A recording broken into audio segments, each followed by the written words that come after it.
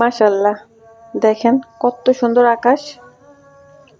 আজকের আকাশটা এত সুন্দর, মনে হচ্ছে আকাশের দিকে তাকিয়েই ঘন্টার পর ঘন্টা সময় পার করে দিই। তারপরেও কোনো ক্লান্তি আসবে না একঘেয়েমি। এত সুন্দর আকাশ, পুরো আকাশ জুড়ে শুধু গোলাপি রঙের আভা। দেখেন সাদা মেঘগুলো কেমন গোলাপি হয়ে গিয়েছে।